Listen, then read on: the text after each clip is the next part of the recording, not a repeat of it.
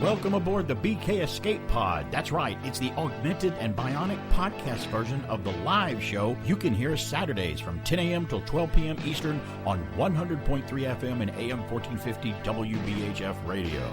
You can stream the show live there Saturdays at WBHFradio.org or on the free Tunein app. Look out, here we go.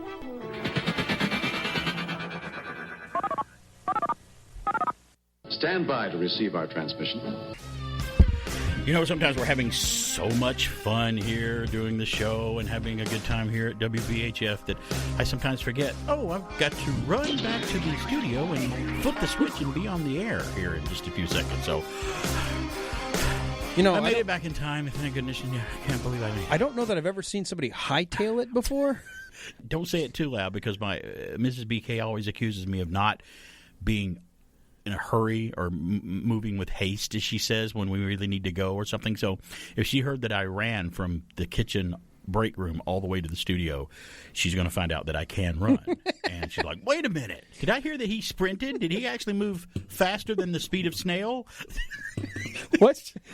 See, you're not as big of a fan of The Lord of the Rings, but Gimli, who's played by John Rhys Davies. John Rhys Davies, yeah. Oh, yeah. He plays the dwarf. He is so funny. Like, they gave him, which is a bit more than the book, which is good for a movie.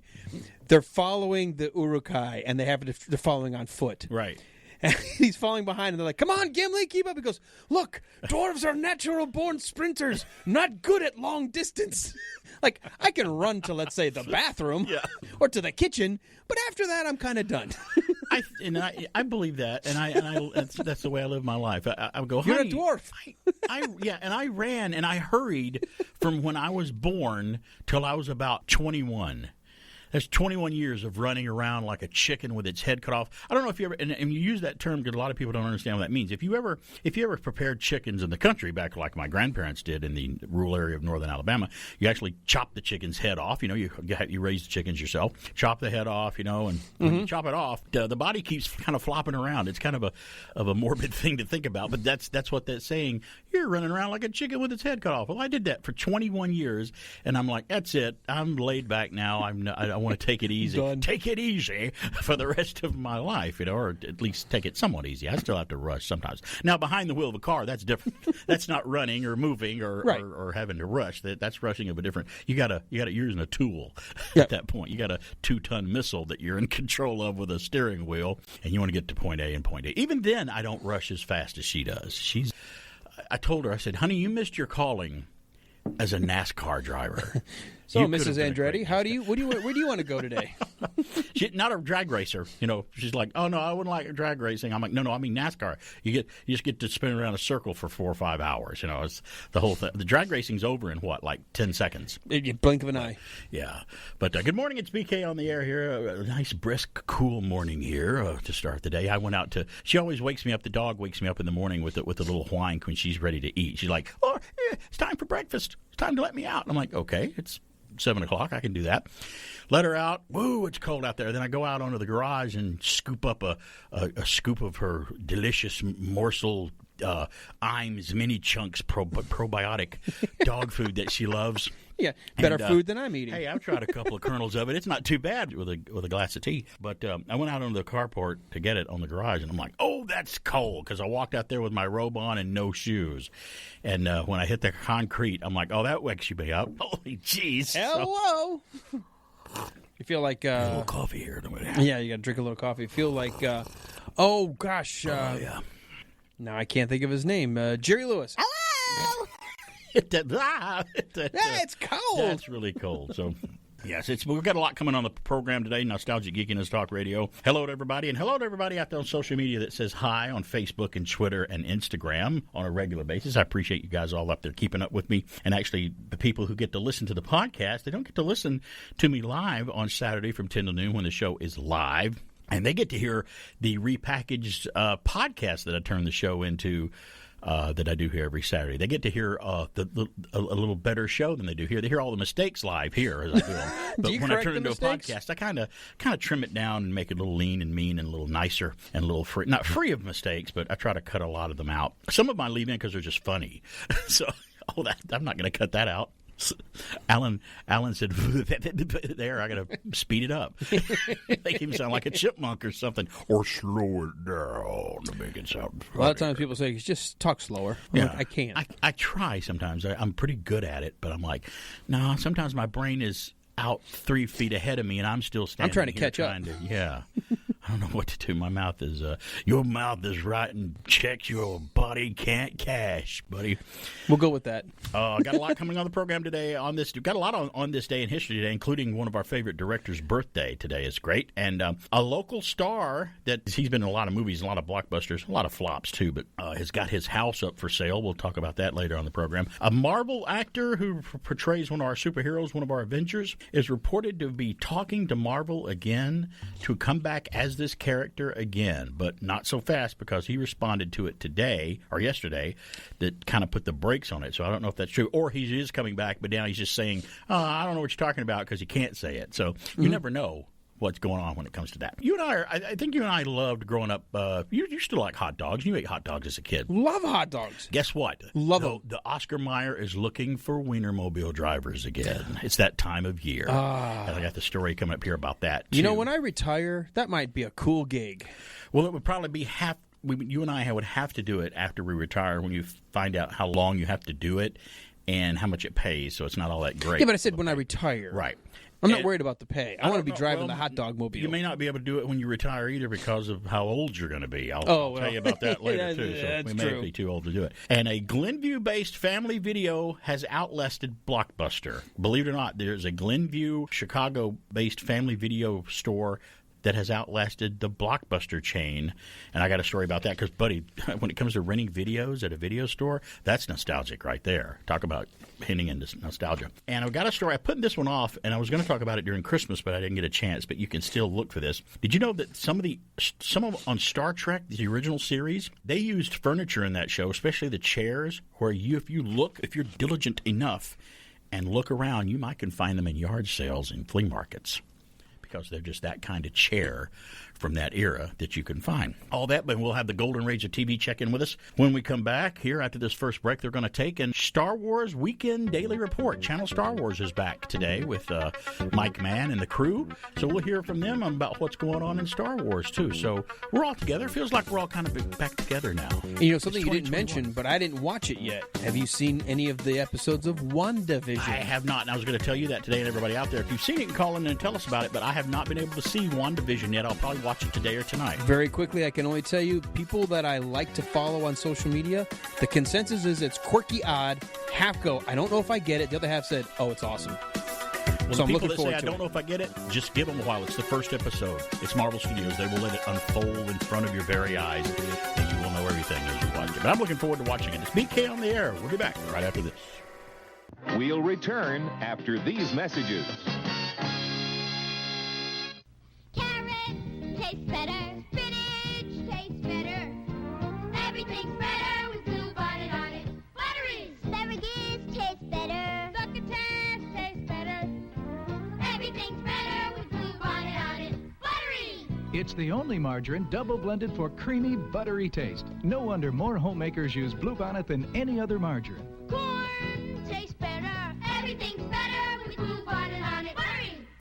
Atlanta's got a new adult party line. It's not like those others where you never know who you're talking to. I can feel it. I can feel it. Don't tell me. I know when there's somebody on the line. Hey, who said that? I'm blonde, beautiful. I used to be an actress, you know. What? Huh? What? Huh? What? Trust me. My friends and I call 976-4444, the only real adult party line in Atlanta. If it bleeds, we can kill it. Greetings, fellow classic TV fans. You know the wonderful thing about Tiggers is Tiggers are wonderful things, as is the immense talent of legendary voice actor Jim Cummings. Simply name a blockbuster animated film, and it's most likely Jim had a part in it. Having logged hundreds of roles and still counting, Warner Brothers, DreamWorks, Nickelodeon, and more have all capitalized on Jim's incredibly diverse voice acting skills. He began his career on television in 1985 with the company that his work is likely most known for, playing Lionel on the Disney Channel program Dumbo's Circus. Further establishing his relationship with Disney, in 1988, Cummings replaced Hal Smith, a.k.a. Otis Campbell, from Andy Griffith, to become the voice of Winnie the Pooh. By the year 2000, with the release of the Tigger movie, Jim had also replaced Paul Winchell as the voice of Tigger. In 1991, Cummings took on yet another Disney role as one of his personal favorites, Darkwing Duck.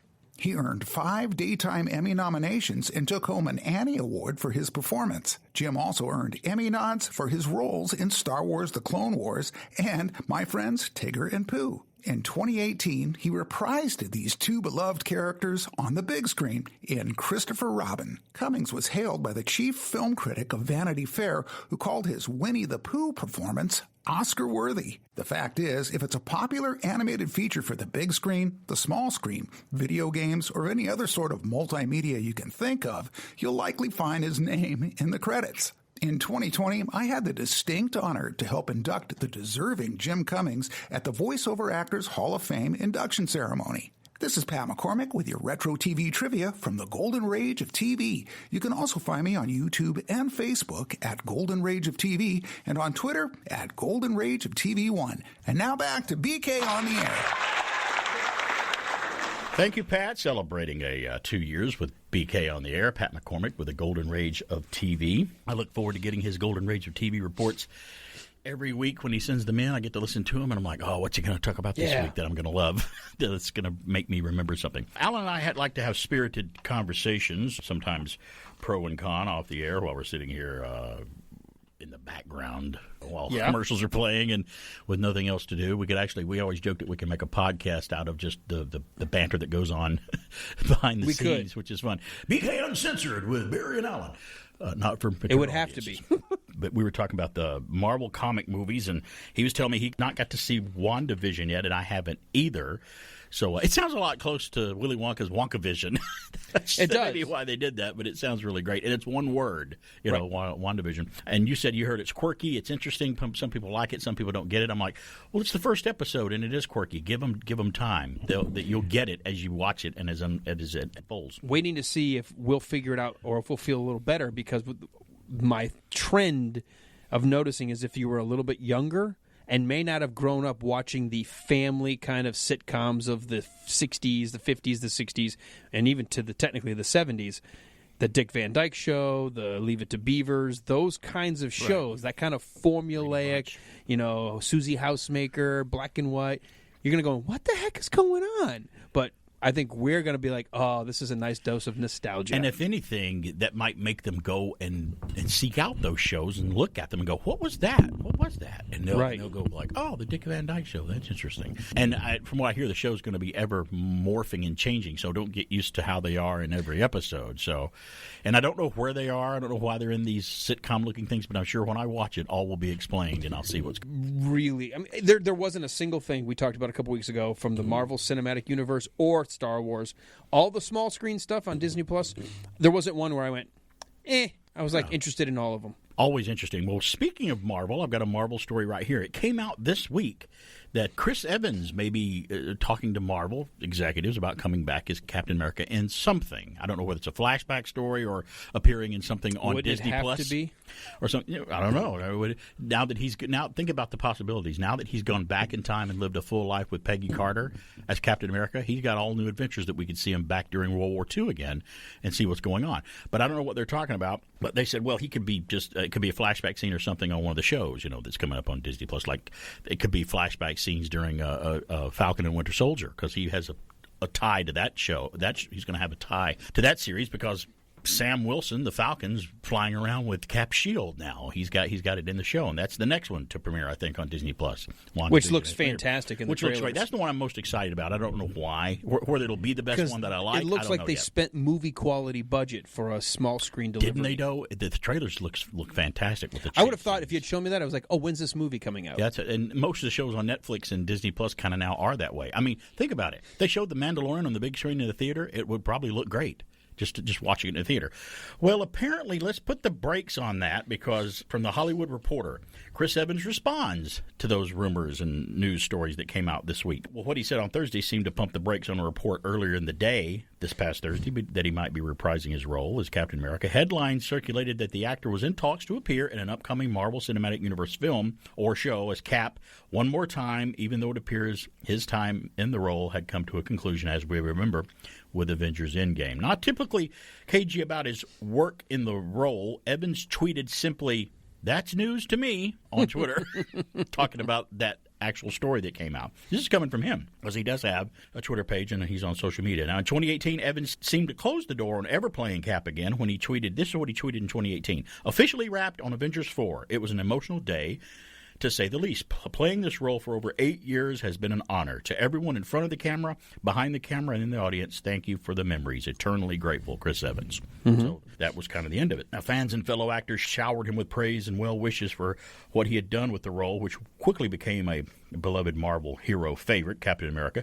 Now, Evans first played Steve Rogers, a.k.a. Captain America, in 2011's Captain America: The First Avenger. He would go on to play the fan favorite in The Avengers in 2012, Captain America: The Winter Soldier in 2014, Avengers: The Age of Ultron in 2015, Captain America: Civil War in 2016, and Avengers: Infinity War wrapped it up in 2018, as well as a cameo in a number of other Marvel films. So there you go. So there's the official word from Chris Evans on coming back as Captain America. So, or is that what you say when you want people to believe it's not true?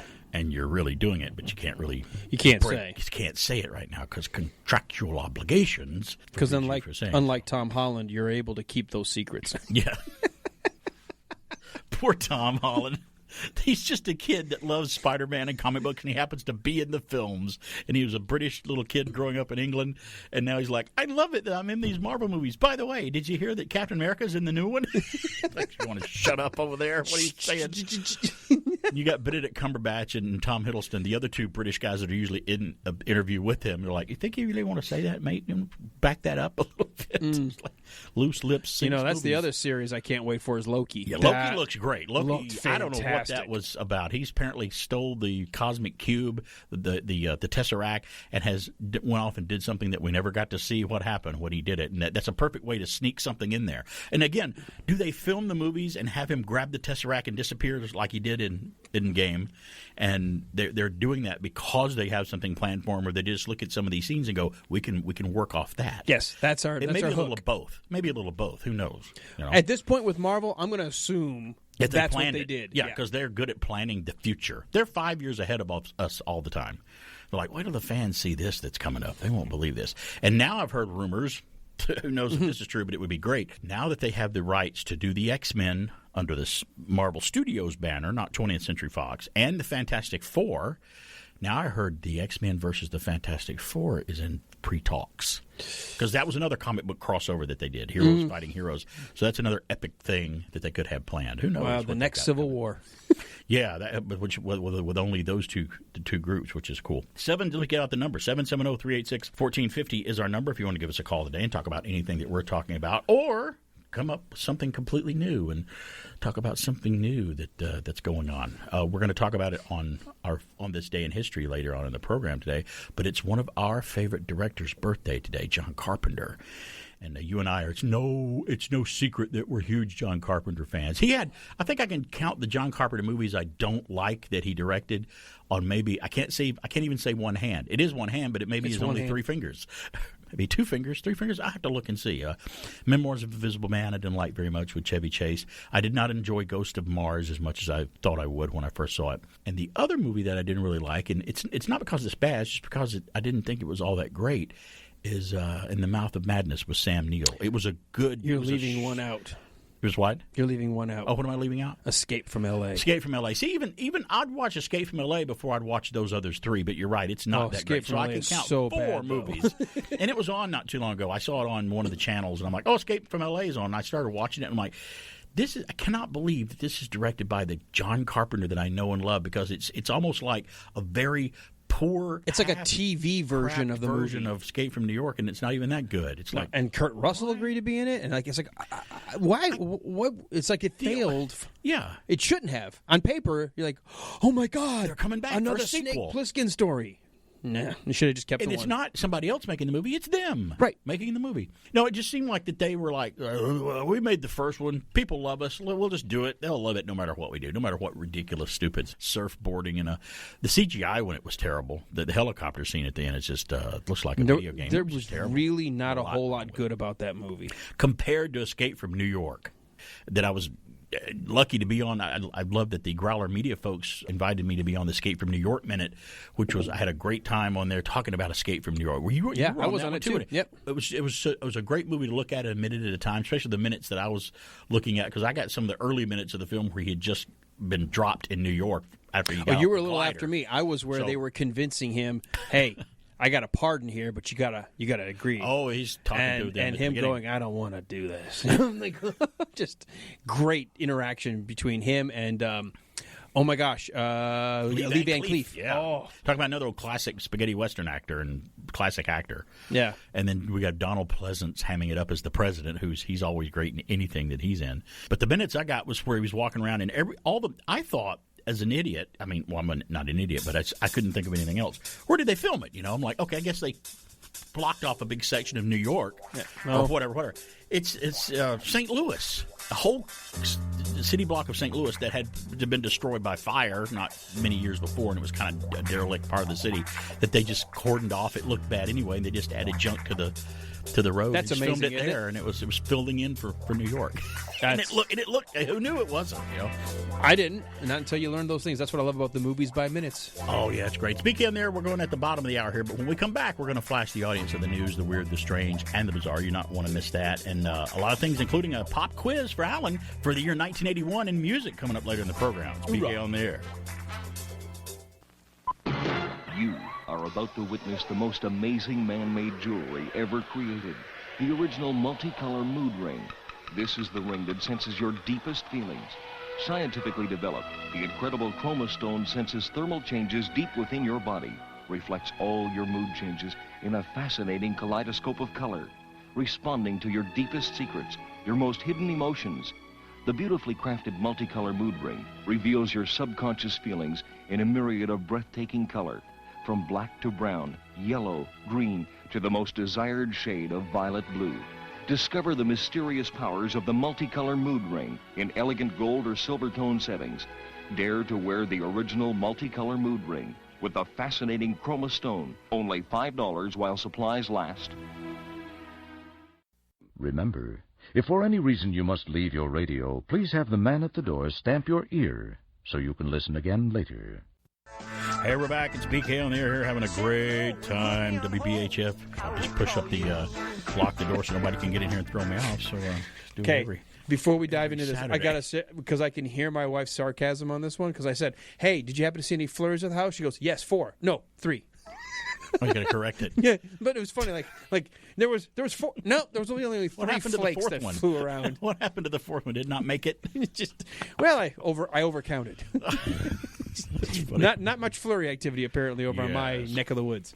Well, it's time that we're going to flash the audience of the news, the weird, the strange, and the bizarre. It does not include taking off any articles of clothing, thank goodness, when we flash the audience. But hey, to make that hot podcast list, sometimes you might have to do that. I got the first news.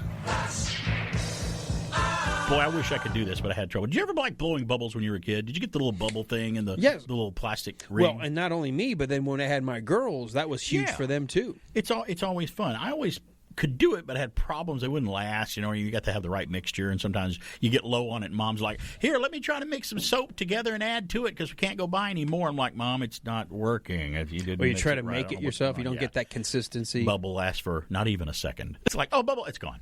Well, a soap bubble master in Taiwan broke a Guinness World Record by blowing, I can't even get my mind around this. Listen to this. 783 bubbles. That's pretty cool in itself. Mm-hmm.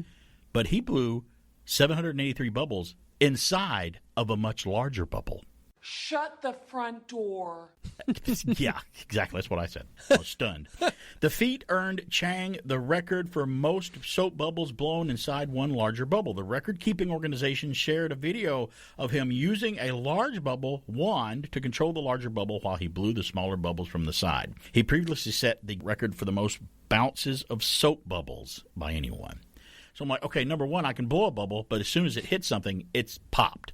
So he can bounce one. I guess it's strong enough to bounce around a little bit. So this guy's the bubble master. It's definitely the mixture, because I did read online that to get the to make them last longer, you can add like glycerin.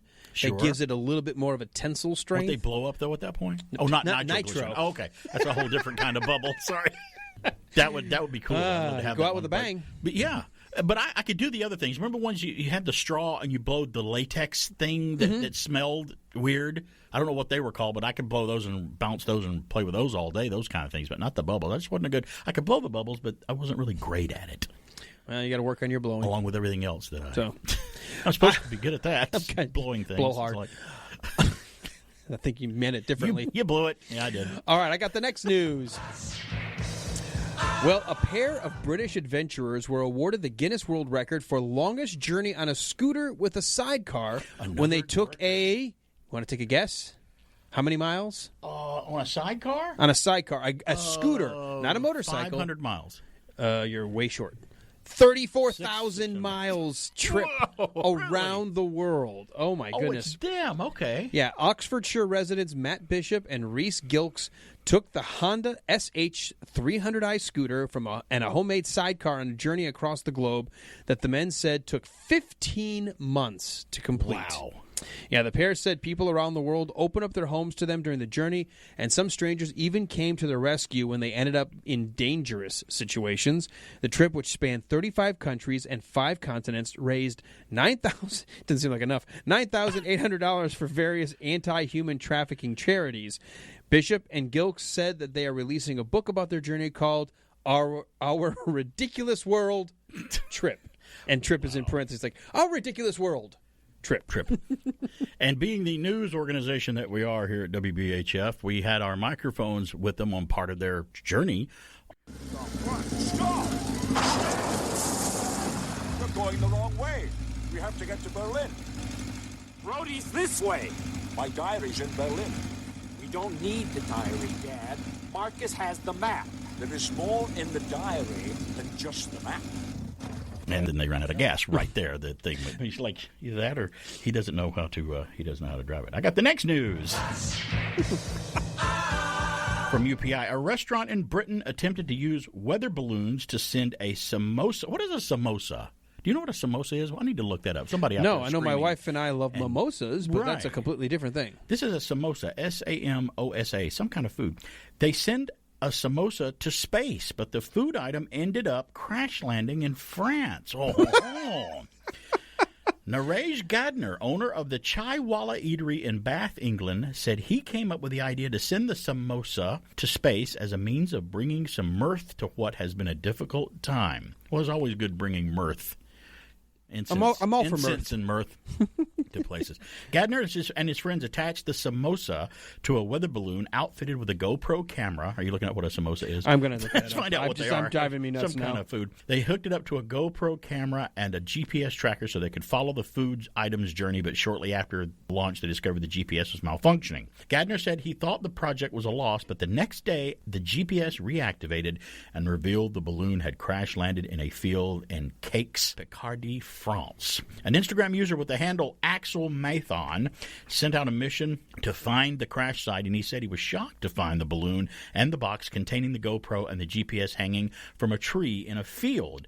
The samosa and its wrapper were missing from the crash site, leading Gadner to theorize it had become a meal for some French wildlife or some French person that found it. Might have been hungry. It's unknown how high the samosa ended up traveling, but a clip recorded by its GoPro camera showed it being passed by an airplane. Wow. So that's pretty high. I mean, well, a samosa is a fried or baked pastry with a savory filling, such as either spiced potatoes, onions, peas, cheese, beef, or other meats, or lentils. It may take different forms, including triangular, cone, or even half-moon shapes, depending on the region. So it's kind of like a British meat pie that I've had before at the I frequent the Australian bakery in Marietta on the Marietta Square that has meat pies there, and I love those things. And when they have the Scottish Highland Games at Stone Mountain that they have every year, they have a section of it that's set up for Irish folks, and they have the whole other section set up for Scottish tents, because it's the Highland Games. Then it's catered by the British Dog Daughters of England.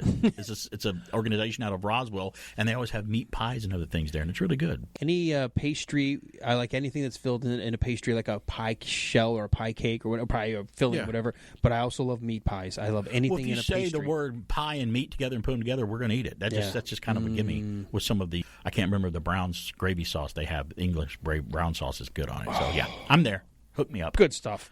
All right, guess I'm not what? going to put it on a GoPro and send it up. I'm going to eat it. No. Yeah, if I'm eating it. Yes. Yeah. I'll put a picture of it up on the GoPro. I've got the next news.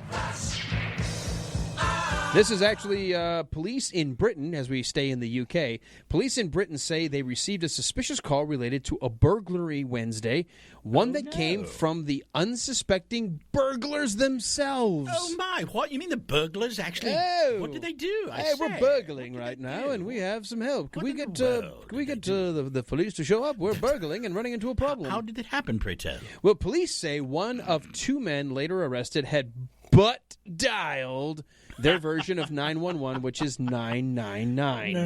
No. Yeah, that's the emergency number in the UK, allowing authorities to listen in as the crime was in progress.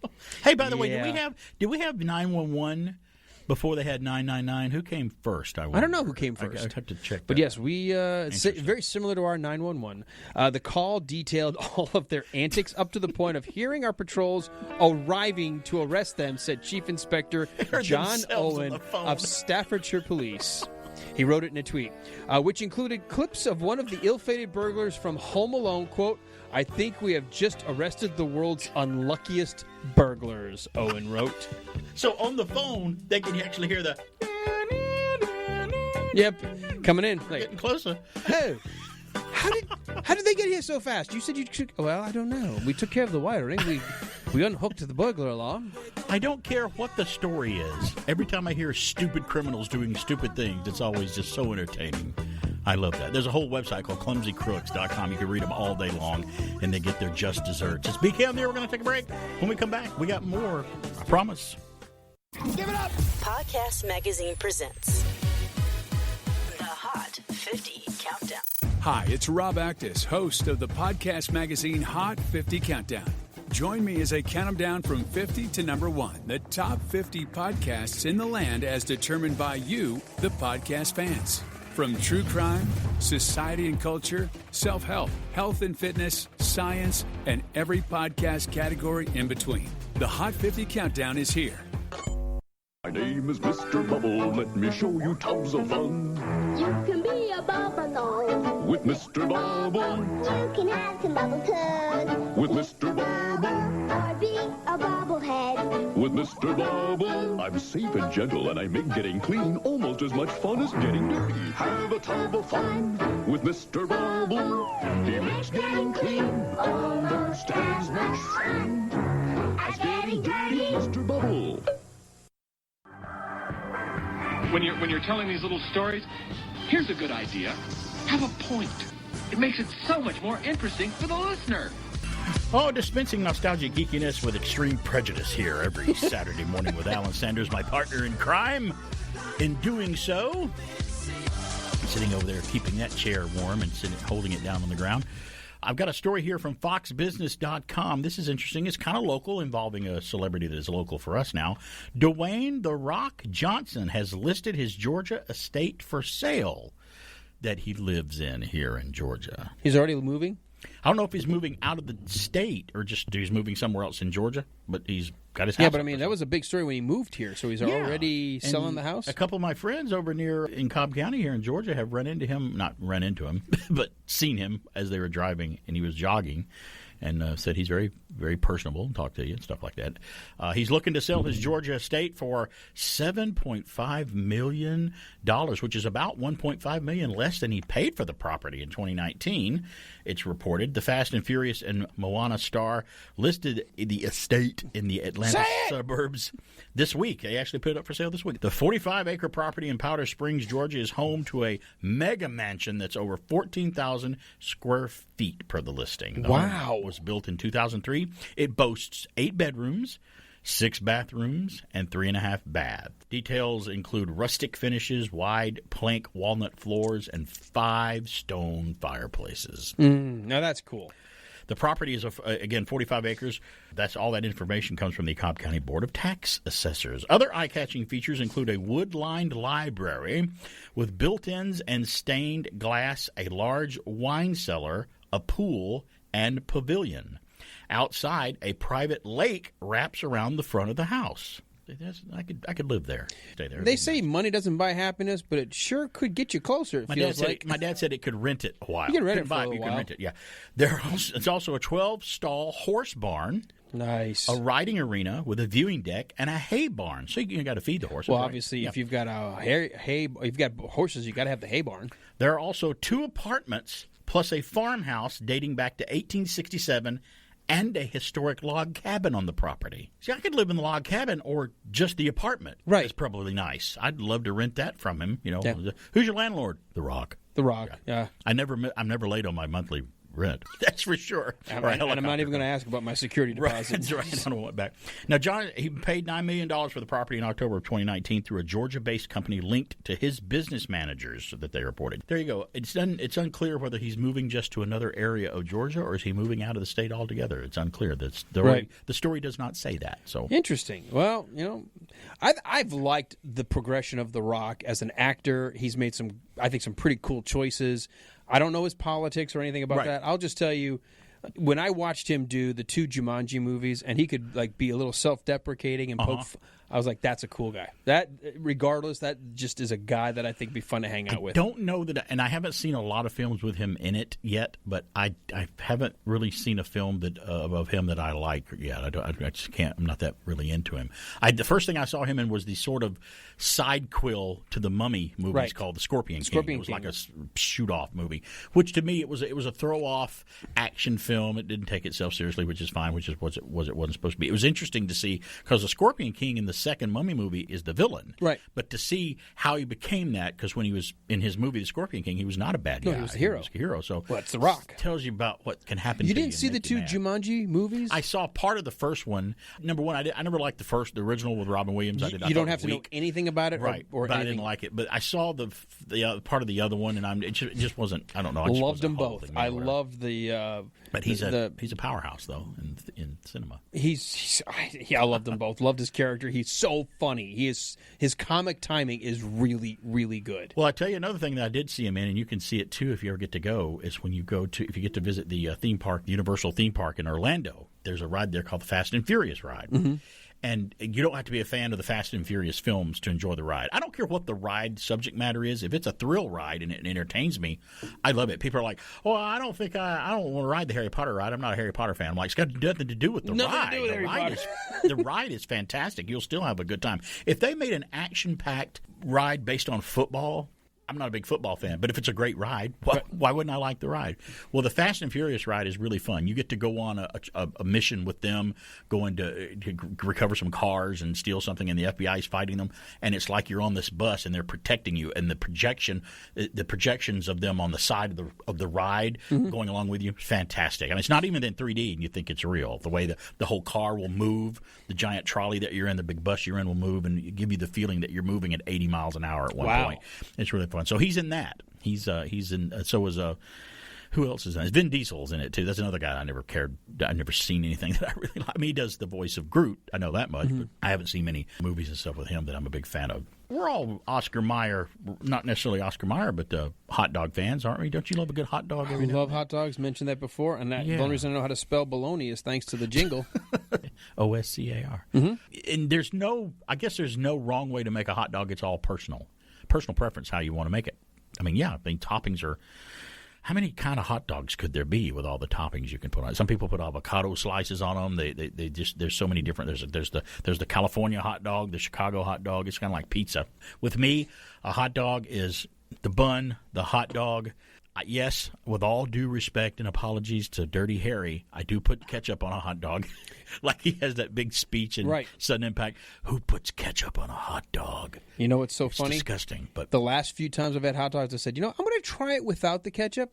It's still good. He's right. Oh, I bet it's good. It's got the He's right actually kind of mustard. right. Yeah, I you got love right. ketchup. Yeah. But something about the mustard makes it taste better. But I just by don't itself. load it up with ketchup. It's got a little bit of ketchup on it. One little trail of ketchup on. I always put the ketchup on the top part of the hot dog. Mustard goes on the bottom part. It's just the way I do it. Sprinkle some diced onions on there. Oh, yes. Just little cut up ones. Yes. Diced onions. I can take or leave the relish depending on how it's made. Relish is okay. I don't mind it, but sometimes I leave it off. And for me, that's a hot dog. Mustard and ketchup, or just ketchup, or just mustard and onions. That's it. It's pretty simple, but it tastes great. But I will tell you, a throwback to our varsity days, going to the varsity here in Atlanta. Yeah, which is great hot dogs. Chili cheese slaw dog. Oh, the wife loves the chili cheese slaw dog, and I'm telling you, it's good. And I love their chili dog. You're gonna be in for some mess. Oh, yeah. But it is a mess worth making. Hey, they got napkins. I'm telling you that napkins in the bathroom for you to wash your hands. So good. And if you don't make a mess, it's expected. If you don't, then you're doing something wrong. I think the hot dog is maybe one of the greatest inventions in America. I've loved hot dogs my whole life.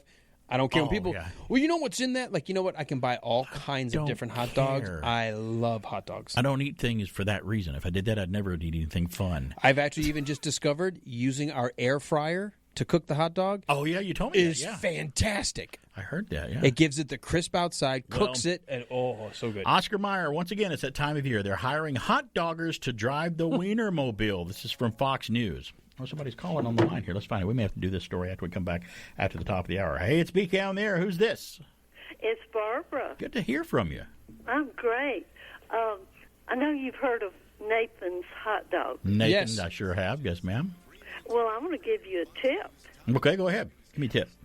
You can go to Walmart and get a Nathan hot dog. It's wrapped in a package. Yeah. And it's $1.25. Oh, really? If you just want one hot dog. Oh, you mean they got it up front in those little warmer things up front? Well, where you get the hot food. Oh, yeah, okay, yeah. Yeah, the little snack bar they have, yeah. That's great. Yeah. I didn't know they used Nathan's to do that, yeah. Well, you go there and get you a hot dog, and you'll love it. I will, and I will love it, because Al and I will both do it. Now I think I know what I want for lunch today. I haven't even thought about it. I may have to go get me a hot dog somewhere. Yeah, I'm thinking I got a couple of dogs in my future, and I don't mean the bark kind. I got several. That's my tip for today. Thank you for that tip, Barbara. Good to hear from you. We love you. Hey, did you grow up where the nostalgia, your mom and dad would call it tube steak? No. You never had? My mom and dad would say, we're having tube steak for tonight. No, I never. Make it sound like we're having steak and like something like, no, it's just hot dogs. That's a Michigan thing. I've heard that expression, but my parents didn't use it. All right. Yeah, thank you, Barbara. Talk to you later. All right, ZZ Top used it differently as well. Yeah, with the boogie. Yeah, I don't know. But no, seriously, my mom and dad used to say, I didn't know that. What's for dinner tonight? We're having tube steak. I'm like, what? We're having steak? Really? Well, tube steak. It was hot dogs. Well, we were kind of skating. It's like when you're poor and you're having hot dogs, right. like you're trying to make it sound better. Like we shop at Target. We were skating on the danger there because Barbara was calling in and the subject was hot dogs. So we were on high alert. Had to watch it poised after her witches thing on the air last week. So I don't have time to do this story coming up at the top of the hour. But after we come back, we got to remember we got to talk about wieners. Yeah. Do the Wienermobile story when we come back. We're creeping up to the top of the hour. We're going to take a break here at the top of the hour. But when we come back, I'll have this story about how do you want to drive the Wienermobile for Oscar Mayer? There's a way you can do it. There's a way you apply. And you have to meet certain criteria to do that, which I'll tell you right now. Well, they don't want just anybody driving both of you and I out of it. It's not just you have to eat hot dogs. There's something else involved that keeps you and I from doing it. And you'll see what it is when we get to the story. I'm curious now, yeah. But I would always love to do it. I love seeing the Wiener. I've seen it before. It was on the road. I didn't get to stop and see it, but it passed by me like on the other side of the interstate. I'm like, there's the Wienermobile. There it goes. And I was fascinated by it when I was younger. I'm like, everybody loved to talk about that and stuff. But hot dogs. I love hot dogs. And for me, it can't be turkey. I'm sorry. For me, a hot dog has to have either beef or pork in it mixed in with something. It's got to be something like that. I got a certain type of hot dog that I like, and I can't have any of it. However you want to prepare it, put it on your grill, get it a little burned on the outside, not charred, but a little burned on one side, and just stick that on the bun and have such a good time. I love it. My mouth is watering. I'm hungry. Yeah, I'm hungry too. And that's not good because we try not to eat too much. I'm going to eat too much for lunch. And now it's time for Reflections with Brother Gold. And now, a composition by Styx. Give me a job, Give me security. Give me a chance to survive. I'm just a person in the unemployment line, but I got the power and I got the will. I'm not a charity case. I say long nights be just what I am. Make me an offer that I can't refuse. This is my last time in the unemployment line.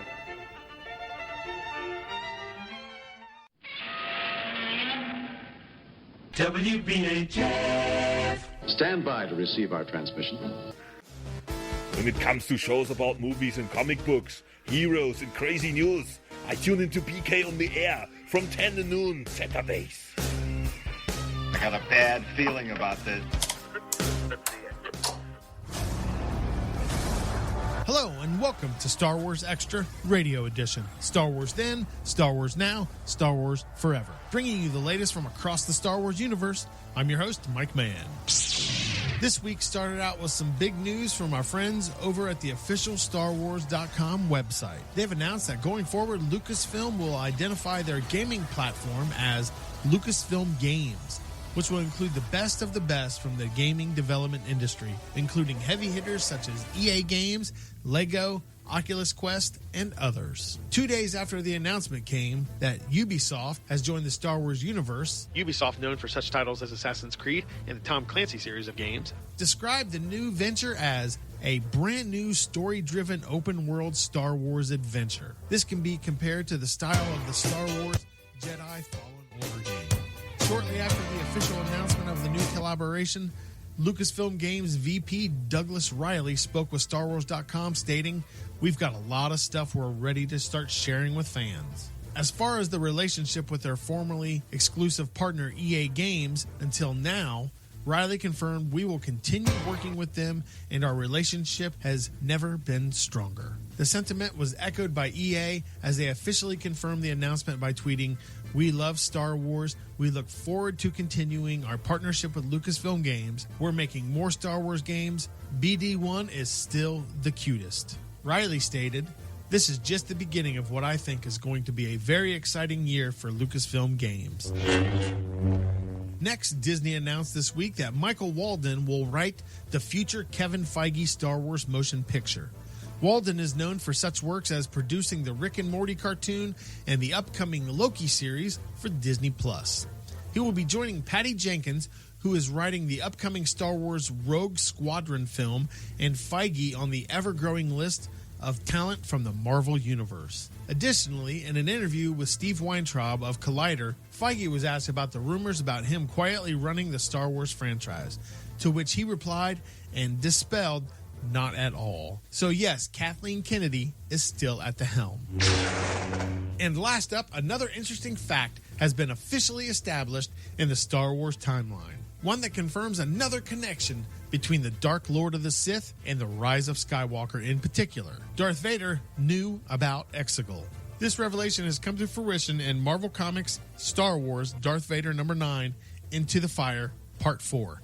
The Assassin Returns, written by Greg Pak. In this issue, Vader finds himself banished to Mustafar by his master with a Sith assassin hot on his trail. As Palpatine sends a Sith assassin who is none other than Ochi, the same Ochi whose skeletal remains and ship we see in the final movie of the Skywalker saga. While the battle ensues, Vader also discovers the Sith Wayfinder, confirming that he knows about Exegol. How aware of his master's dark plan Darth Vader is yet to be seen.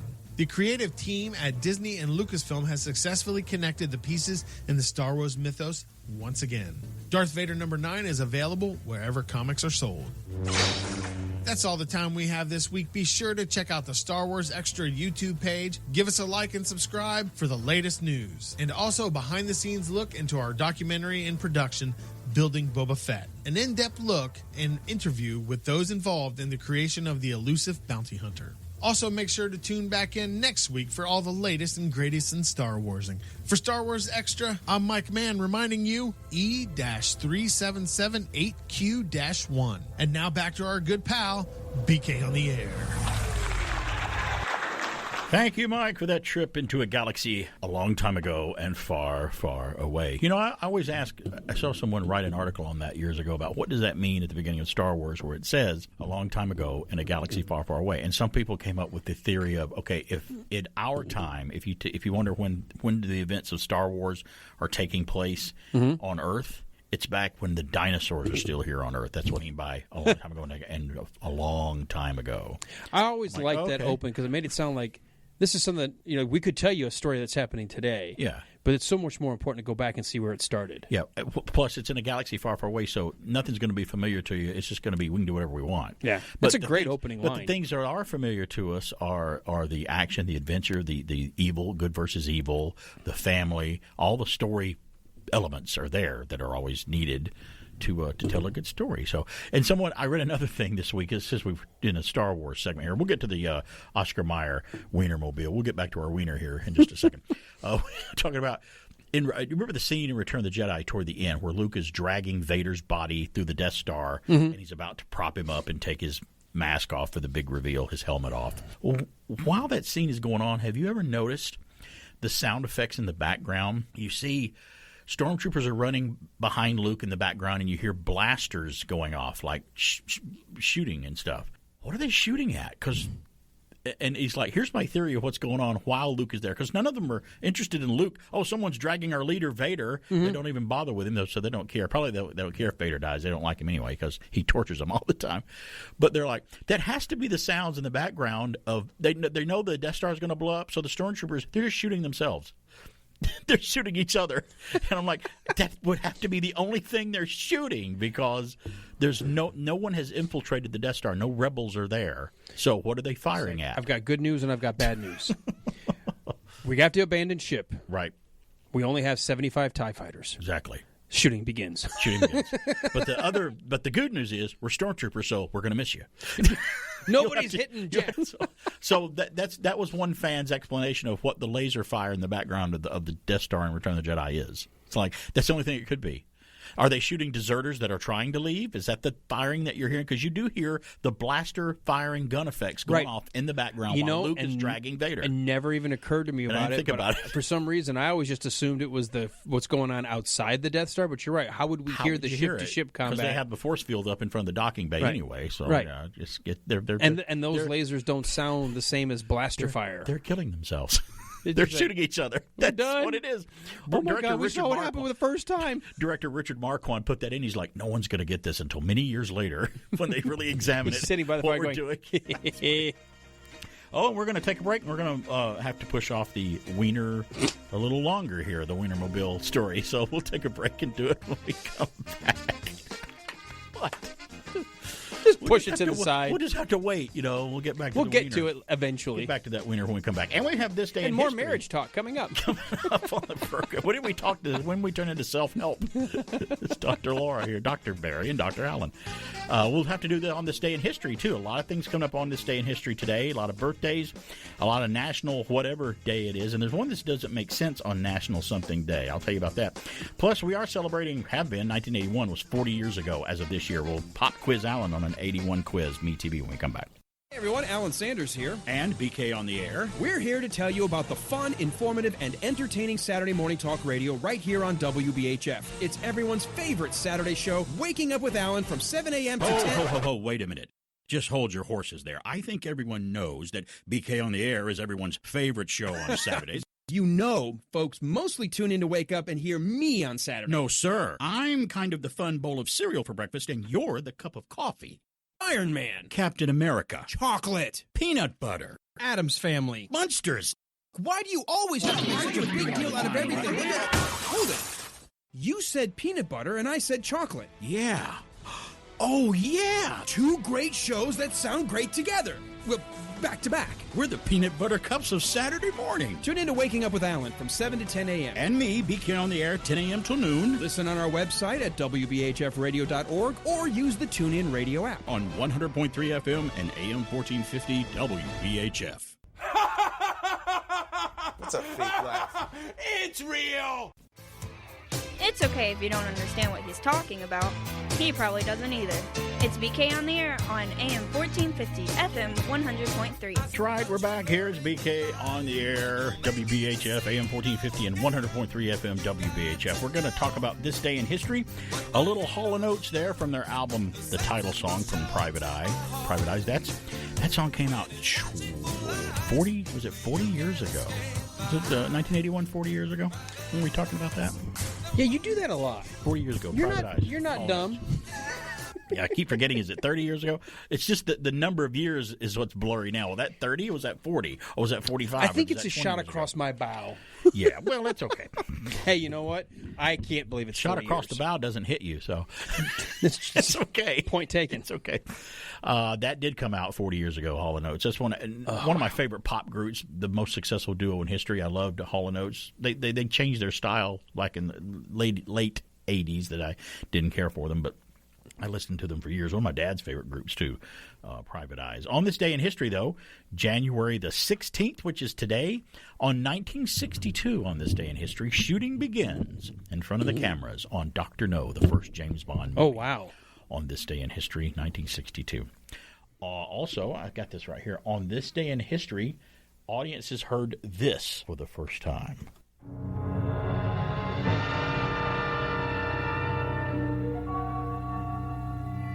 There is nothing wrong with your television set.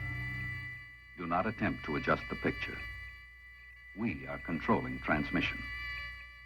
If we wish to make it louder, we will bring up the volume. If we wish to make it softer, we will tune it to a whisper.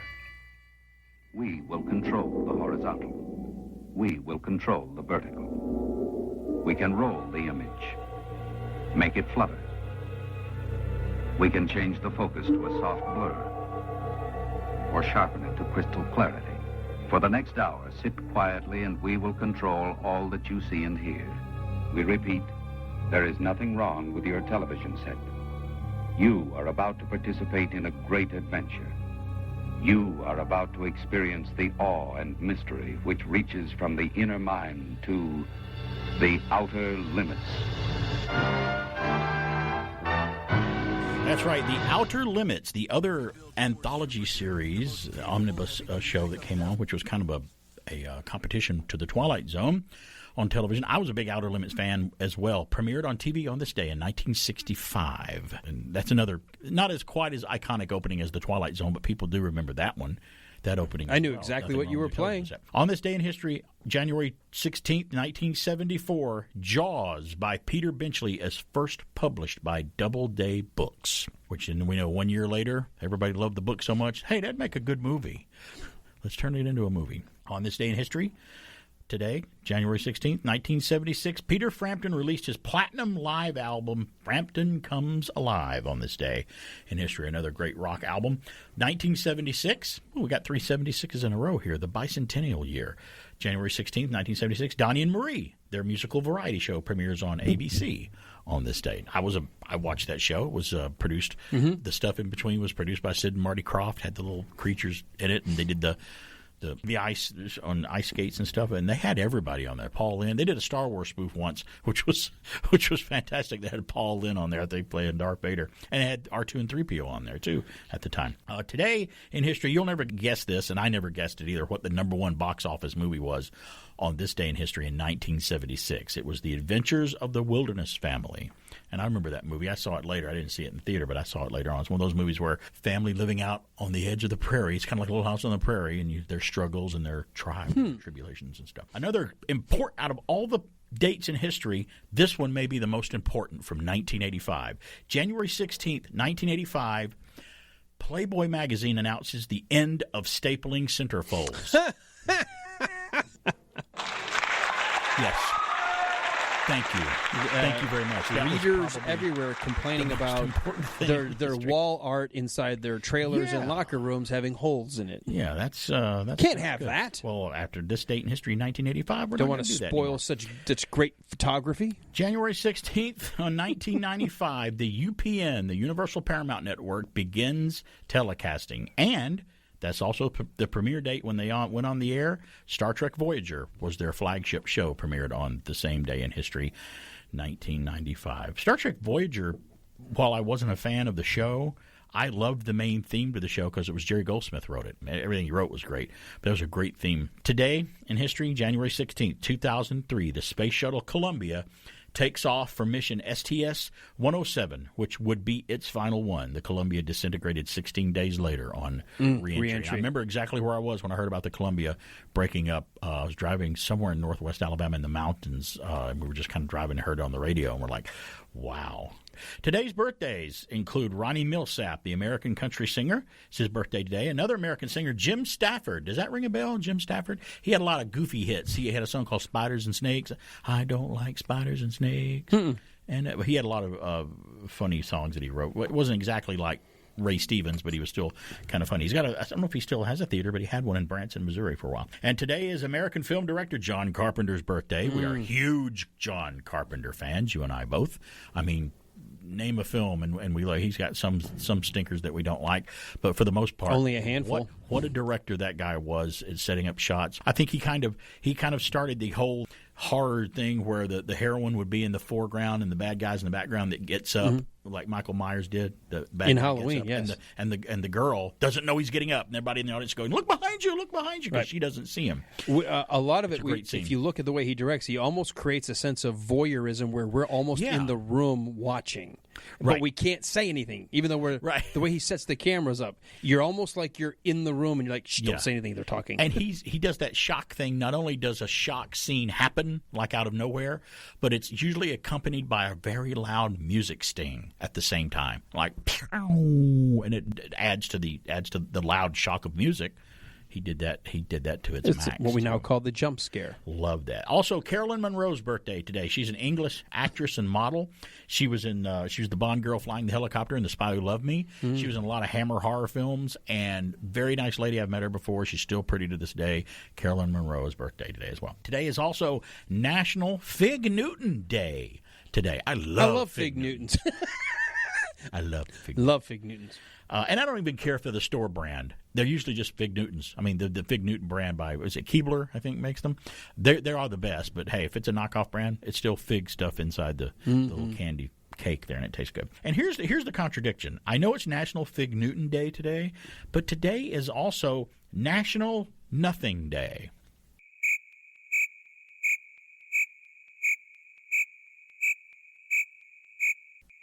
This is was it a shout out to what men think about 9 times out of 10? Is this about that last week? Is this no? It's the homage. The observance was created as a day to provide Americans with one national day when they can just sit around without celebrating, no observing or honoring anything. Well, then how can we observe National Fig Newton Day? There you go. That's a problem. What's going on there? I get this because every now and then my wife and I will say, "What do we got to do today?" We don't have anything. Oh, it's a nothing day. I kind of like those nothing days. We don't have anything to do. But being our age and what we're doing and stuff, and the life that we lead, don't those days usually wind up with something eventually before the day's out? We're going to do something? Yeah. Of course. It usually means we're going to do something. We can start the quiz now, but we may have to go over to the next after the bottom of the hour. A pop quiz. It's 1981 from MeTV, and it's 40 years ago from 1981. Wow, I can't even wrap my mind around Here are the top 10 pop songs of 1981 presented and ranked in order according to the year-end Billboard chart in 1981. The big question is, do you remember who sang them? This is an easy one. You should be able to do this because I aced it. Now, the particular ranking matters, and we bring that up because it's a little sneaky, so good luck. Here we go. I'll name the song, and then I'll give you the 3 choices for you to name who sings it. Number 1, Betty Davis Eyes from 1981. Was that Kim Carnes, Bonnie Tyler, or Pat Benatar? I could have told you before you gave me the list. Kim Carnes. Kim Carnes, you are correct, sir. Next one. Scott, Betty Davis Eyes. This was a title song from a movie, and a song that I hated with every fiber of my being. Endless Love.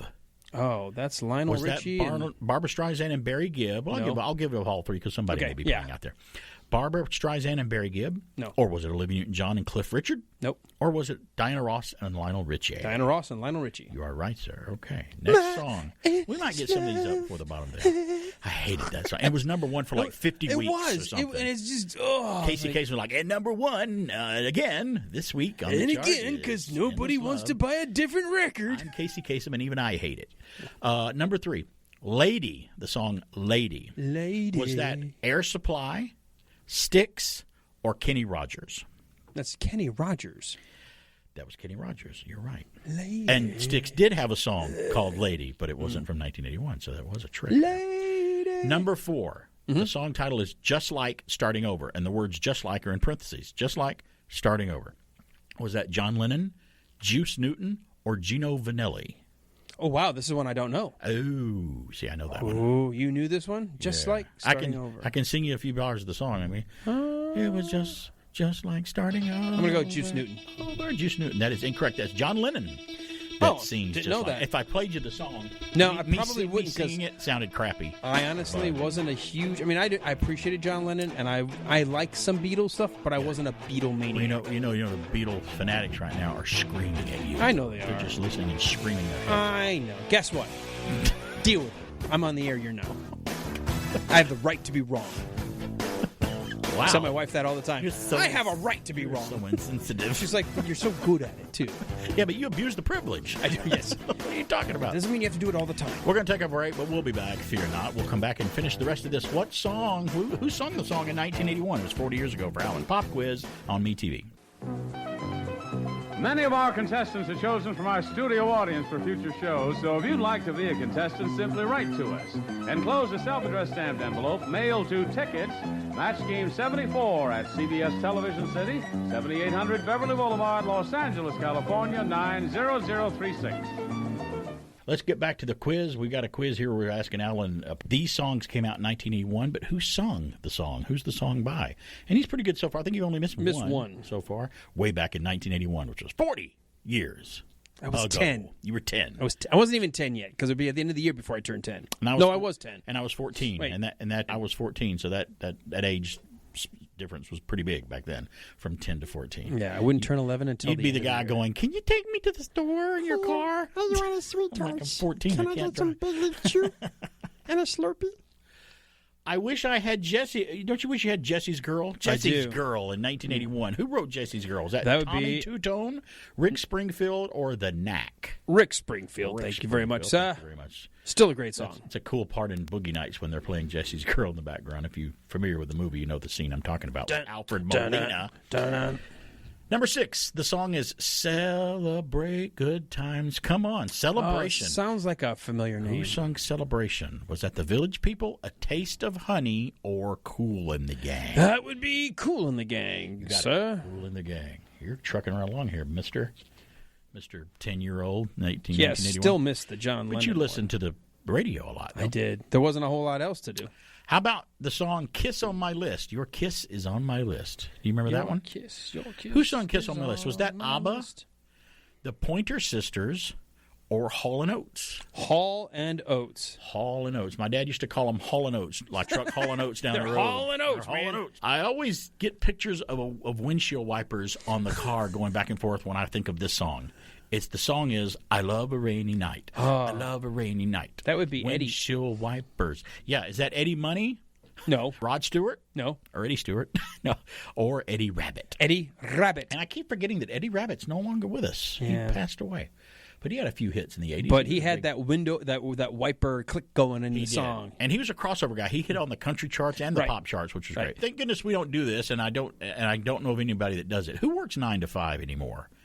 Who Nobody. actually works exactly 8 hours and 9 to 5? Everybody's like, if you only work in 8 hours today, you're not very productive. Not even Dolly Parton. Right. What? Wait a minute. Hey, lucky guess. Yeah, she doesn't work 9 to Who 5. sung 9 to 5? Was it Donna Summer, Dolly Parton, or Sheena Easton? Dolly Parton for the movie that she was in. All three of them are Eye Candy from 1981. All three are still. And as remember, far as I'm these are the concerned. top 10 hits of 1981. Every one of these songs. 40, That was right when the movie came out, though. I loved that movie when I was a kid. 40 years ago. Getting revenge on your boss, Dabney Coleman. And I can't even say the word. What a mean doofus he was in that film as a boss. I He just was terrible, loved man. that movie, and I Getting loved it was revenge. Jane Fonda's character, the meek kind of like, Right. who actually does the kidnapping. Like, you kidnapped the boss, That's right, yeah. And they didn't know what to do with him. And you find out over the next few years, I'm like, Dolly Parton's actually an actress. She's a pretty good actress. That's Yeah. kind of. Don't you hate it when people like can do the triple threat? Like, Yeah. oh, I can sing and act and play an instrument. I'm like, go away. Oh, I just wanted. Well, we did get one. We can act. We act like we know what we're doing. Well, yeah, but think about acting on stage and breaking out into a song and having to hit every note in every cue. I could know in a musical. And number 10, the last song, I'm Gonna Keep On Loving You. I'm gonna keep on. Is that loving Foreigner, Boston, or REO Speedwagon? That would be Foreigner. And you are incorrect. That is REO Speedwagon. Is that really? Oh my God, they're so similar, those two. They Oh my are God, very similar. So, yeah, we may take that one away from you since. Well, no, okay, no, you're right. It was REO, but Foreigner but there you sounds so familiar, so similar. Oh wow! Yeah, So I got 2 wrong. So you got 2 wrong. That's not too bad. Nah, I should be better than that. 1980. Give me 1985. I'll be better. 19. Well, that's you remembered more in 1985. 1985. You were 15. I was getting ready to be 15. Yes, and I was signing up for the draft at that point. I was 18 or 19. Yeah, no. That's the year Back to the Future came out. This is the year we moved from Detroit to Michigan. My big year. Life changed. 84 and 85 was really big. I graduated in 84, but 84 and 85 was a big year. I remember a lot of that stuff in 85. From James Legate, and we were going to do this earlier, but we'll do it now, and Fox News. Oscar Mayer is hiring hot doggers to drive the Wienermobile. Have you been looking for something that will stand out on your resume? Are you the kind of person who wants to work your buns off while meeting hot dog fans from across the country? They're going to squeeze out as many puns as they can. Or maybe you just always dreamed of driving a weird car. Well, that would be fun. This may be your lucky day because Oscar Mayer is looking to hire a new crew of hot doggers to drive the Oscar Mayer Wienermobile. The Chicago-based company is looking for a recent college graduates, okay, that lets us out because we're not recent college graduates, to take on the 1-year paid job crisscrossing the country in the iconic 27-foot-long hot dog-shaped wiener vehicle. It's a 27-foot-long wiener. The gig will last from June 2021 through June of 2022, so exactly 1 year, June to June. Don't tell Walt. Yeah, following a 2-week training session you got to go through before you do it. You just don't want anybody. You got to become a Wienermobile and a Wiener expert. Oscar Mayer's hot doggers will represent the company at various events like media appearances, charity functions, and other celebrations. This will be Oscar Mayer's 34th class of hot doggers. They've been doing it for 34 years. They will stop at more than 200 events per year, all year, appearing in local news and creating social media contents for Oscar Mayer. Well, I can do that part. It's not unusual to make the news while traveling in the Wienermobile. Last year, the crew made headlines after getting pulled over in Wisconsin for breaking the state's move-over law. And one hot dogger grabbed attention last fall after proposing to his girlfriend in front of the Wienermobile at Yellowstone National Park.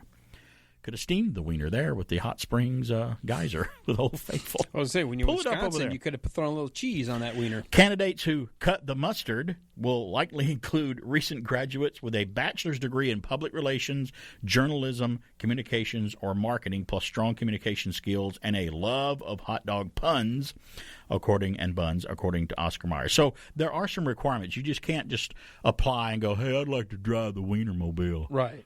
Can I do it? I know how to drive. Well, that's not the only requirement. The company just put a job posting online for anyone interested in applying. The deadline is January 31st, so you got a little time left if you want to apply to be a driver or ambassador on board the giant wiener Oscar Mayer. Go to their website. I'm sure it's on their website, oscarmayer.com. Search for them. You ever used to sing that song? Oh, I want to be an Oscar Mayer wiener. That is what I truly like to be. Dun, dun, dun. And if I were an Oscar Mayer wiener, everyone would be in love with me. Yay! Which is true. Everybody loves a good wiener. Well, hey, as far as getting a job with them, you can relish today and catch up tomorrow. Like, I love it when you can't cut the mustard. Hey, did I get the job? Well, Frank's a lot. Yeah. Wow, that's a dad joke. I'm a real wiener. That's the dad joke. No, I grew up. It would be a fun job to have. It really would. There are other makers of hot dogs now, and I've experienced lots of different hot dog brands. Sure. But that was the staple growing up. It was the Oscar Mayer. And probably because of the jingle. I don't doubt that it was and then the bologna. You're talking about the bologna jingle, too. Bologna always did Oscar fun Mayer. Thing. What marketing geniuses. That's still remembered to this day. And I think in rotation, they still pull out the old... My Bologna Has a First Name with the little kid with the rod and reel sitting there on the pier singing. They still play that spot to this day. They'll bring it out and they haven't updated it or anything. It just still, it doesn't have to be. Nothing dated about it, really. The kid's just wearing a little pair of overalls and he's sitting on the pier. It's a perfect slice of nostalgia that still works. It's a perfect slice. All I'm serious. Cut a slice of I know what bologna. I'm eating from when I get home. I'm throwing a couple of hot dogs in the air fryer. That's what I'm eating. You know what you're going to get today, right? I already know. I'm one of those guys. I always keep a pack of hot dogs in the freezer because you never know if the wife decides we're going to go. I'm going to hike somewhere. I'm going to be gone all afternoon. Like, I can do whatever I want for lunch. Well, you always got the hot dogs as a backup and cereal in there, too. Both I do have boxes of cereal. We're going to take a break, and we'll tell you about one of the last video rental stores coming up on the show. Yeah, outlasted Blockbuster. All of that and more as we ramp up to the top of the hour. It's BK on the air. We'll be back. I've waited a long time for this, Luke Skywalker. Ready, Darth Vader. Introducing Bespin World, new from Star Wars Micro Collection line. 16 die-cast figures and action poses included. It's 3 play sets in 1. I'll connect gantry to Bespin control room. Watch what happens to Luke. Wow! Activate Bespin freeze chamber. Han looks frozen. Let's connect him. It's the whole world of Bespin. Bespin World from Star Wars Micro Collection line. Play sets also sold separately. Figures included. New from Kenner.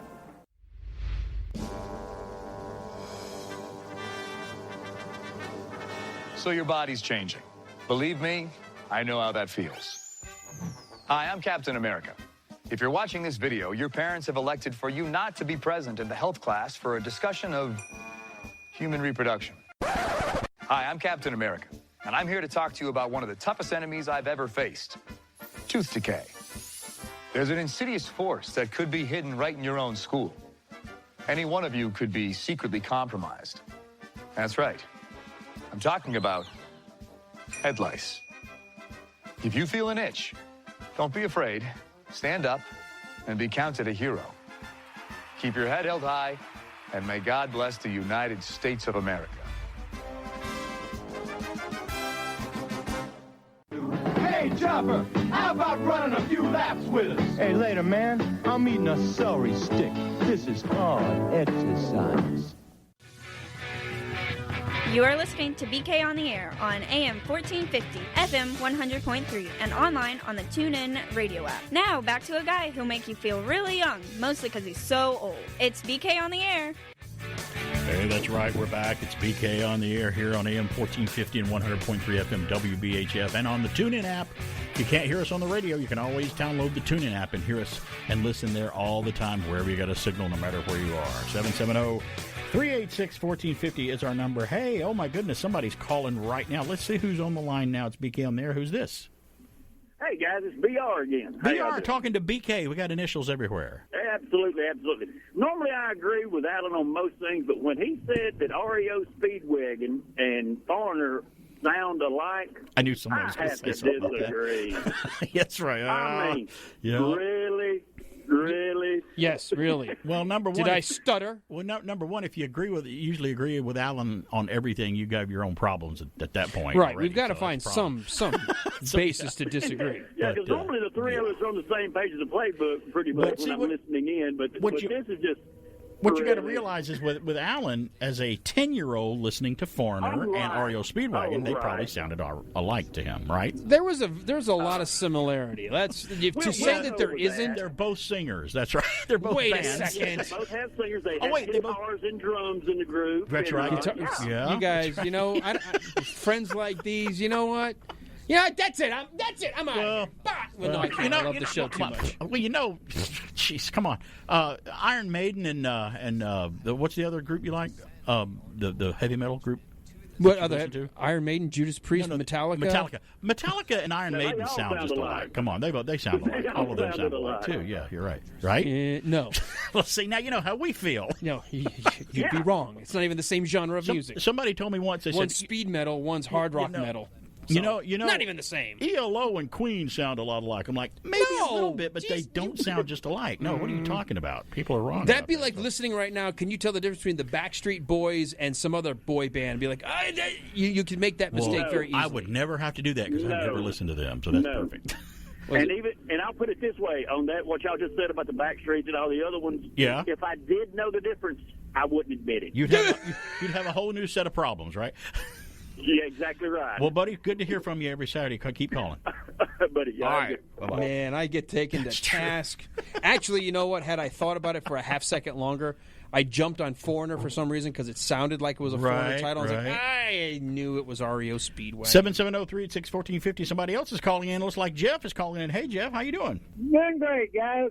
I got to disagree with Alan, too. They do not sound alike. Alan, you're batting 1,000 here today so far. That's not Wow. good. They don't sound alike now. Well, that's okay. He can be excused. He was only 10 years old, so he knows now they probably sound different. If he sits Yeah, down and but I listens mean, to I them. should know better now. Yeah, so now you should go home this weekend, run a few Foreigner songs and a few REO Speedwagon songs, and just kind of listen to them and come back, next Saturday. I actually saw REO Speedwagon live about 5 years ago at Chastain Park. You did? Just that Yeah. recently? Yeah. Really? Okay. Is it all the original members still? Or Well, let's did put it this way. The lead singer, he shouldn't have gone shirtless. I'll just say that. Sure. Next thing you know, he'll be saying that the Bee Gees and Chicago sound alike. Oh, Bee Gees. Lord. Yeah, Never no, heard that's of her. Completely different. Thanks, Jeff. Good to hear from you, buddy. I've bye-bye. never understood the love of the Bee Gees. I get a couple songs, but I have never loved that high falsetto voice. Yeah, well, it's I'm not a my huge Bee Gees fan. I love the Bee Gees, so yeah. Okay. Yeah, it's okay. Should I talk like this for you? But at least they're not singing like this. No, at least that. they're not doing it that way. So Praise the devil. Blah, blah, blah, blah. Go out there, buy some power tools, Music, kill people. music tastes are so different in people. It's like cilantro and tomatoes and food. Food and music, it's all personal to your own way. And there's some people, and we talked, since we're talking about it, we might as well we'll say it. Groups that you can't stand. Now, I can name about 5 groups that I really I've never liked one song that they've had. And I know I'm going to make somebody mad, Walt, when I say one of them. Uh-oh. One of them is Dave Matthews Band. I've never liked anything they ever did. I'm with never you. liked them. We're back to being friends. I've never understood that. Were we not friends? What's with the Dave Matthews Band? I never liked Pearl Jam. Oh no, I like never liked Pearl Jam. I never liked Nickelback. Ooh, I like Tried to listen to Nickelback. them. Never liked them. I never liked. Okay, here's where I'm going to get in trouble with Walt. And Grateful the Rock Dead? and Shock right down the road. I never liked the Grateful Dead. I've tried my best to listen to the Grateful Dead, and I've never. There's only one ever song I liked, and ironically, it's the one song all the Grateful Dead fans hate, and that's "Touch of And Grey." it's the big hit that they It was had the one in hit. The 80s, yeah. I've never been a huge fan of Bruce Springsteen. To me, Bruce, when he sings, it sounds to me like he is on the toilet having a problem.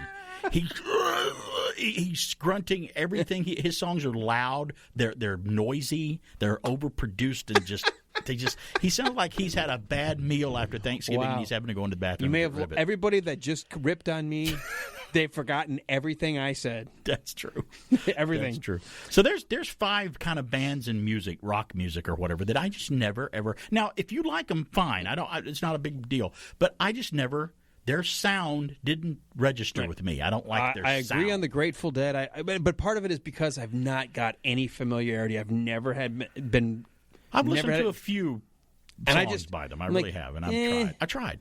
Fish is the same way. Yeah. I'm like, aren't they the tribute band for the Grateful Dead? Well, Fish is sort of like a modern version of Grateful Dead. And it's not that I didn't try. I've heard songs by I'm never going to go, I hate that band. And I'm never going to say someone's talentless, because that's not true, because they're musically inclined, and they're a very popular these are popular groups and stuff. I'm not well, in genres, hip hop is never going to be one thing I go to. I don't mind every now and then a song, but honestly, I don't listen to albums. And when it comes to back rap to back. music, to me, rap music, I like things like Sir Mix-a-Lot and Tone Loc. They had funny rap songs that were just kind of funny and goofy. Yeah. And that's what I gravitated toward. You know what? And I don't like any, and my girls love this the genre right now of making the auto-tune everything, where you like they're doing it on purpose. Like it's not just trying to make it harmonize. I know. And they're horrible. They're all every single one. They all sound the Are you same. using auto-tune and they're all the terrible. time because you're admitting you can't sing? Is that what it is? You don't know can't carry a tune on your own?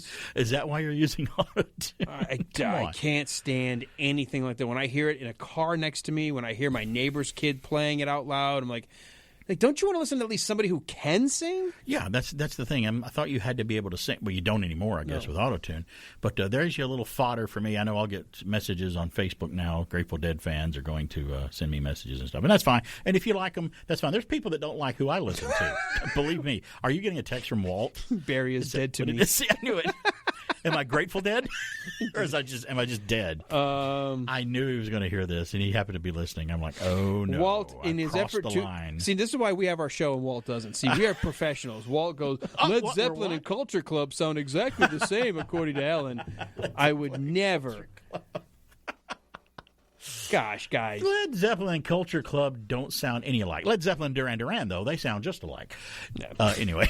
No, now, if you said Power Station and Duran Duran, I would get those two mixed up. Or Power Station and Robert Palmer, right? Because they were basically Robert Palmer with Duran Duran with together. With a couple of members, which they had some great hits. I love their remake of Bang a Gong was great, and the other one, what was the other one? Some Like It Hot. They were like a drum driving music in the 80s. They were great, almost like a south of the border, almost like a Brazilian kind of drum a lot of times. It was just so good. I'm not a huge fan of reggae music. I don't like Bob Marley and Ziggy Marley, his dad. I never got into reggae that much. That's why I wasn't. The Police were okay, but they were very reggae sounding. They had some of that reggae beat and some of those timings, But someone you would never think is a big reggae Bob Marley, yo, man, I love the music, man, just light up one. That's what I think of reggae music, is my wife. She loves that stuff. I'm like, honey, that doesn't really fit you. She's like, what do you mean it doesn't fit me? I'm like, I just don't think of you as when we first met each other. I'm like, I don't see you liking reggae, but that's everything cool, feels like you're moving in slow motion when you listen to reggae. Talk about moving slow and not going fast. Gonna be all right, yeah. And that's fine, there's nothing wrong with that. Man, you just sit back, relax, church is in session. Two genre of music that I don't like and will never like, and you hit on rap and some of the other stuff. I will never, ever, ever like ska music. Ska music goes through my head like a nail.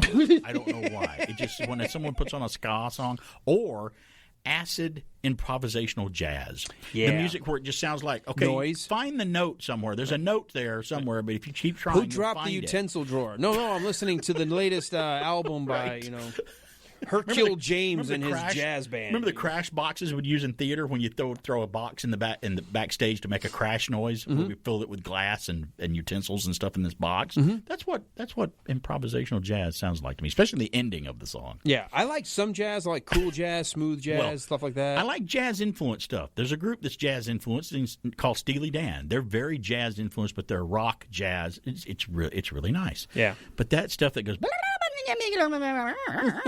It sounded like a car trying to start up without a battery. Millennium Falcon. That's a good jazz song. I'll make that in. Tonight, here is Millennium Falcon starting up. Jazz song on Jazz 100.2. I never liked that type of stuff, and I'm not really big into the hair bands of the '80s. I never got into that Great White, Motley Crue. I never see it, and that's I think our stuff. Age difference there too. I was already just into pop rock after that, and rock. Yeah, but I had Rush and Pink Floyd are still my all-time favorites. Oh, yeah. So, and they were never hair bands. Good rock groups, solid rock groups, and rock albums and stuff. So yeah. We may not have enough time to take this call, but we'll got 20 seconds. We've got 20 seconds, but we'll have to take it off the air. Stand by, caller. I'll answer you off the air because we're about to go off the air here. It's BK on there. We're winding up. We're done toward the end of the program here. I can't believe it too. So we wind up talking about music we hate, which is fine because that's stuff we believe in, and we'll tell you what it is. Won't pull any punches. Well, it was nice being friends with Walt, I guess. I'm going to rectify that. Now I'm going to walk down to the vinyl rockin' shop down here. If they were listening, he's just going to scold us both. He's not even going to let me in the front door. Maybe he'll give us an album. I hope Here it's you not go. Go school yourself. I don't want to be a Grateful Dead album. It's BK on the air. We'll be back next week, I hope. I love Fig Newtons. I love Fig Newtons.